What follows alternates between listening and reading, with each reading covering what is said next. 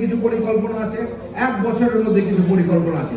প্রথম যে 3 মাসের পরিকল্পনা, তার মধ্যে আমাদের যে অতি দ্রুততার সাথে আমাদের যে রেজিস্ট্রেশন, সেটা আমরা সমাধান করব। আমাদের ভোটার, আমাদের যে আইডি কার্ড সংগঠনের, সেটা আমরা আগামী 15ই এপ্রিলের মধ্যে দেওয়ার একটা চিন্তা ভাবনা করছি। যদিও মাঝখানে 9 দিনের ছুটি পড়ে গেছে, তারপরে আমরা আপ্রাণ চেষ্টা করব আমাদের কথাটা রাখতে।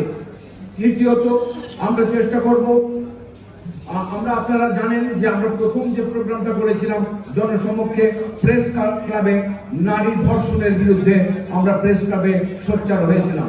সেখানে আপনাদের মধ্যে অনেকে উপস্থিত ছিলেন। এটি একদিনের প্রোগ্রাম নয়, এটি একটি ধারাবাহিক প্রোগ্রাম। নির্মাতাদের দিক থেকে আমরা কি করতে পারি আমরা চিন্তা করেছি।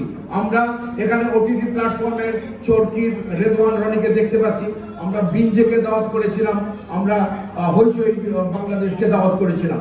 আমি তাদের দৃষ্টি আকর্ষণের জন্য বলছি, আমরা 10-এ 10 নামে 10 মিনিটে একটি করে ছবি তৈরি করব, অ্যান্থোলজি ফিল্ম।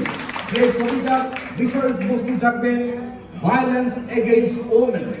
এই বিষয়টি আমরা ওটিটি প্ল্যাটফর্মের সাথে সংযুক্ত করে তাদের সাহায্য নিয়ে এটি বাংলাদেশে প্রচার করতে চাই, এবং 10টি ইন্ডিভিজুয়াল ফিল্ম আমরা 10 জন শ্রেষ্ঠ নির্মাতা, আমাদের দেশের যে বরেণ্য নির্মাতা, তাদেরকে দিয়ে কাজ করাতে চাই। এবং একটি আন্তর্জাতিক যে চলচ্চিত্র উৎসবগুলো হয়, সেই উৎসবে যাতে ডিরেক্টরস গিল্ডের ব্যানারে এই ছবিগুলো অংশগ্রহণ করতে পারে, সেই ব্যবস্থা সুনিশ্চিত করতে চাই। এক্ষেত্রে আমাদের পিচের দরকার হবে। আমরা প্রফেশনাল যে হাউস আছে যারা এই পিচগুলো করে, তার সাথে আমাদের যে নির্মাতারা আছে যাদেরকে আমরা প্রাথমিকভাবে সিলেক্ট করব, তাদের থেকে কয়েকজনকে নিয়ে আমরা এই বড় কোম্পানিগুলো, ওটিটি প্ল্যাটফর্মগুলোর সাথে আমরা পিচ করব। সেখান থেকে আমরা এই ডিরেক্টরস গিল্ডের স্পন্সর এবং যে ফিল্মগুলো হবে সেটার খরচ বিষয়ে আমরা এখানে শেয়ার করব। তার পরবর্তী সময়ে আমরা চিন্তা করেছি এই বছরের শেষের দিকে, শীতের শুরুতে আবার আমরা একটা নবীন যে নির্মাতারা আছে আমাদের দেশে, নবীন নির্মাতাদের নির্মাণ নিয়ে আমরা একটা নাট্য উৎসব করব। সেখানে একটা বয়স বেঁধে দেবো যে এই বয়স থেকে এই বয়সের যে নির্মাতারা একেবারে নবীন, তারা আমাদের জন্য ছবি তৈরি করবে।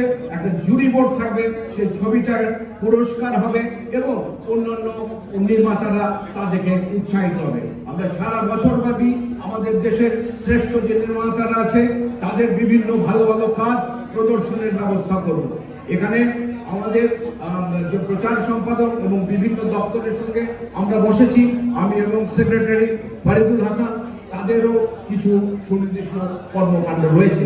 সেই কর্মকাণ্ডের মধ্যে আমরা একটা নিউজ লেটার বের করতে চাই, এরকম কথা প্রচার সম্পাদক আমাদেরকে আশ্বস্ত করেছে যে সে একটা নিউজ লেটার বের করবে।